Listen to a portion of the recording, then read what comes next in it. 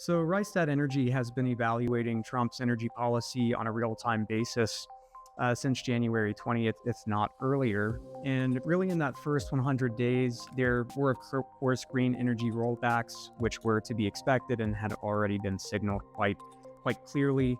We've also seen a very expected support for the oil and gas industry at large, both at the administration and secretarial level, and more recently in Congress. And so when it comes down to it, there are basically 5 key executive orders and associated secretarial orders from the Department of Energy, which aim to stimulate oil and gas activity in federal waters and on federal lands, both in Alaska and western U.S. states.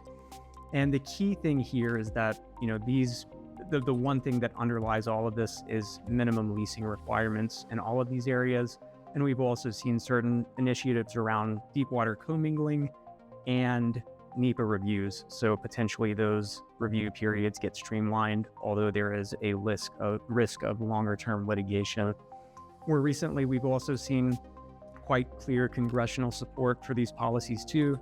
And of course, the House last week passed its iteration of the One Big Beautiful Bill Act that did incorporate minimum leasing requirements both in the U.S. deepwater space, in Alaska, and in western U.S. states, including a whole raft of other pro-oil and gas policies.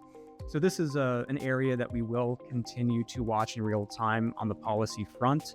And of course, we will continue to watch the industry response as well.